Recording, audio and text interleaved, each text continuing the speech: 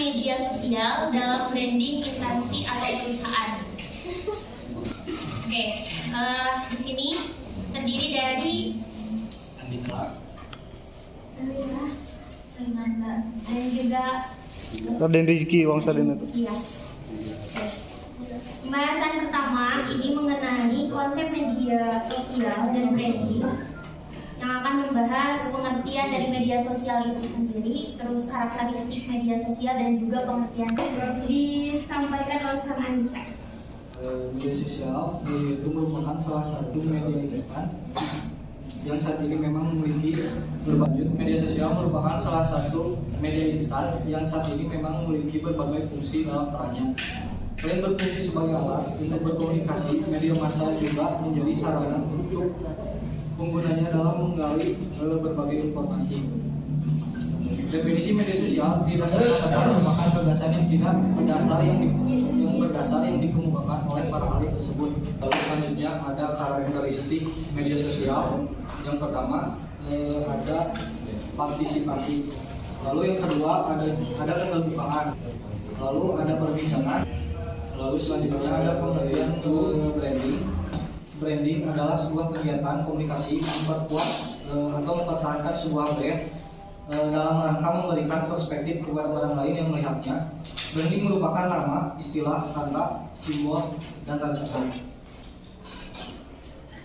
Lalu selanjutnya ada tahapan membangun branding perusahaan. Yang satu ada kesadaran akan merek. Lalu yang kedua ada konsumen mengetahui tentang merek tertentu dari suatu produk. Lalu yang ketiga ada konsumen mulai memahami citra terhadap merek atau brand image. Lalu yang keempat ada terdapat pengalaman merek dari konsumen dan brand experience.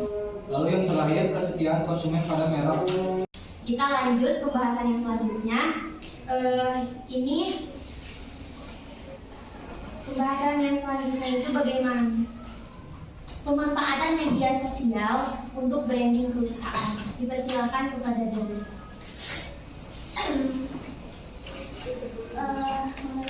Ini adalah hasil diskusi kami mengenai opini-opini yang telah kami kumpulkan. Bagaimana sih penggunaan media sosial itu dalam membangun branding instansi atau perusahaan itu sendiri? Di mana penggunaan media sosial ini yang digunakan untuk meningkatkan branding perusahaan ini maksudnya adalah perusahaan membuat konten yang berkualitas mengenai perusahaan atau instansi yang dimilikinya. Jika instansi misalnya membentuk suatu media sosial yang dapat mendukung citra instansi tersebut, dan juga jika perusahaan adalah membuat kegiatan yang dapat membantu masyarakat. Nah, apa sih 3 poin yang dapat menjadi praktik sosial marketing yang baik itu bagi perusahaan itu sendiri, di mana perusahaan itu membuat style guide bisnisnya itu sendiri. Yang pertama yaitu membuat pedoman-pedoman atau aturan-aturan bagaimana mereka memasarkan produknya ke media sosial. Kemudian yang kedua adalah selalu atau tetap profesional dalam bekerja gitu. Jadi tidak membawa atas nama pribadi, tetapi tetap fokus kepada merek perusahaan itu sendiri. Nah, kemudian memiliki khusus karyawan yang memiliki karyawan spesialis dari media sosial itu sendiri. Jadi harus ada ahli di perusahaan tersebut yang mengkonsumsi media sosial. Selanjutnya, memanfaatkan media sosial juga dengan menggunakannya sebaik mungkin. Langsung ke seperti sekarang kan ada platform TikTok yang dimanfaatkan gitu untuk branding perusahaan itu sendiri. Nah, ada contoh UMKM lokal yang memanfaatkan TikTok sebagai sarananya untuk membangun brandingnya gitu. Apalagi UMKM kan berarti baru ya. Seperti contohnya ada Mbak ini, UMKM ini mengadakan live gitu setiap harinya di TikTok untuk meningkatkan penjualan. Nah, kemudian untuk perusahaan besarnya, contoh kami ambil dari Samsung, di mana Samsung juga selalu live gitu setiap harinya untuk meningkatkan citra perusahaan.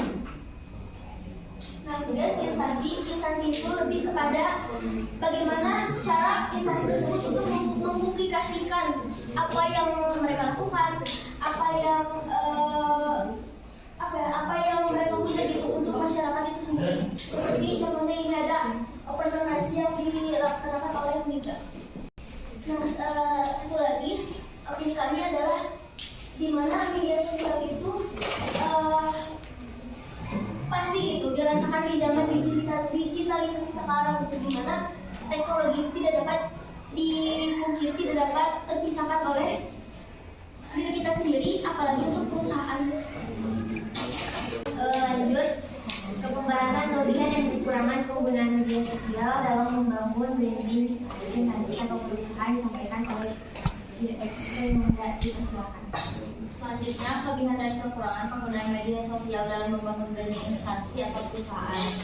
Yang pertama itu kelebihan yang pertama dari kelebihan itu fleksibel.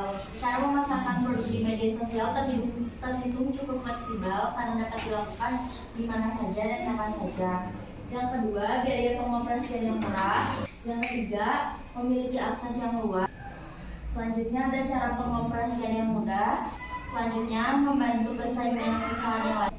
Kekurangan dari ini penggunaan media sosial dalam membangun branding. Yang pertama ada lack of trust. Selanjutnya ada kekecewaan ekspektasi produk. Lalu sulit mempertahankan reputasi bisnis. Selanjutnya dampak penggunaan media sosial dan dalam membangun branding instansi atau perusahaan. Sosial media memang salah satu cara terbaik untuk membangun reputasi bisnis. Nah, tapi ada dampak positif dan negatif juga. Yang pertama itu dampak positifnya meningkatkan traffic website. Yang kedua, memperluas jangkauan bisnis. Yang ketiga, mempromosikan brand. Yang keempat, menghemat biaya pemasaran. Lalu selanjutnya dampak negatif. Dampak negatifnya yang pertama ada bisnis akan lebih terekspos di internet, menimbulkan persaingan yang tidak sehat. Dan selanjutnya ada contoh kasus yang akan disampaikan oleh Pak, dibacakan dulu ya kasusnya. Di mana Clara Sinta ini merupakan influencer besar yang cukup ternama, di mananya namanya akhir-akhir ini terkena kasus bukan akhir-akhir ini sih mungkin di mana ia menjual produk yang berbahaya atau masih belum BPOM, di mana itu biostim itu sendiri. Nah, ia mengklaim bahwa biostim ini dapat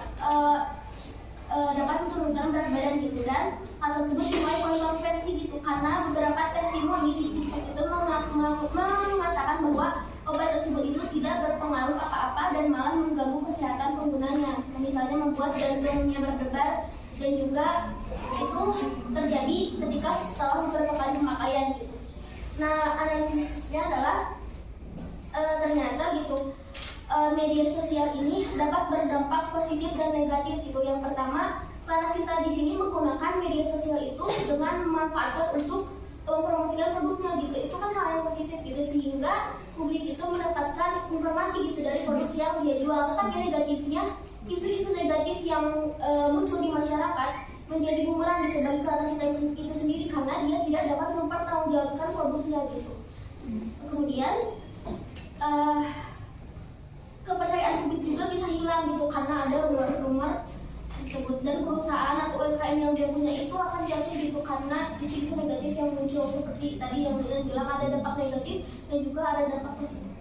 Dan kesimpulannya, pembahasan mengenai penggunaan media sosial dalam branding organisasi atau perusahaan seperti yang kita ketahui, kita sebagai mahasiswa ilmu komunikasi khususnya di presentasi PR ini, suatu branding atau penggunaan media sosial ini harus kita tekuni karena perkembangan zaman yang semakin canggih memudahkan kita untuk lebih melek terhadap teknologi ini akan juga menjadi sesuatu yang daya jual kita, apalagi di suatu instansi atau perusahaan. Mungkin semoga pembahasan yang sudah kita sampaikan bermanfaat, dan juga kedepannya semoga kita menjadi praktisi PR yang bisa membranding suatu perusahaan atau instansi.